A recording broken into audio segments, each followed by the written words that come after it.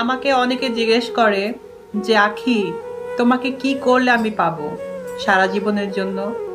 কি করলে আমি তোমাকে সারা জীবনের জন্য ভালোবাসতে পারবো? আচ্ছা, আপনারা তো সবাই জানেন যে আমি একজন অর্থনারী, যাকে বলা হয় বাংলাতে হিজড়া। তো একটা অর্থনারীর কিন্তু কখনো বাচ্চা হয় না, এটা তো সবাই জানেন, তাই না? তাছাড়া যে বলেন যে স্বামীকে সুখে রাখতে পারবো কিনা, হ্যাঁ অবশ্যই ওরকম ক্ষমতাও আমাদের আছে, কিন্তু ক্ষমতা একটাই কি নেই, যে আমরা কখনো বাচ্চা তাকে উপহার দিতে পারবো না বা বাবাটা শোনাতে পারবো না। তো অনেকে আবেগে পড়ে এসে বলে যে আখি তোমার ভালোবাসি, বিয়ে করবো, এটা করবো, সেটা করবো। তো আমি জাস্ট একটা কথাই বলতে চাই, যারা এসব কথাগুলো বলেন, হ্যাঁ আমাদের সাথে থাকতে পারবেন, আমাদের ভালোবাসতে পারবেন, কিন্তু অনেক কিছু ত্যাগ করতে হবে। পারবেন? জানেন কি কি সেগুলো ত্যাগ করতে হবে? ফার্স্ট হচ্ছে ফ্যামিলিকে ত্যাগ করতে হবে, কারণ ফ্যামিলি কখনোই মানবে না।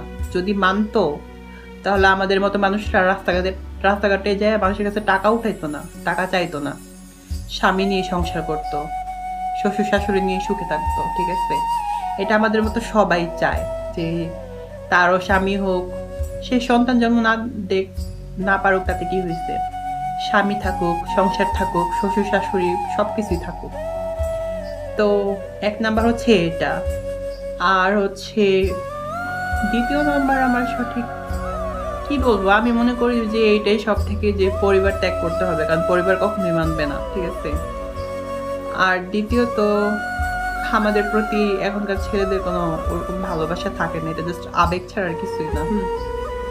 আমাদেরকে ভালোবাসতে হলে, আমাদের সাথে থাকতে হলে, আমাদেরকে পেতে হলে ফ্যামিলিকে সবার আগে ত্যাগ করে আসতে হবে।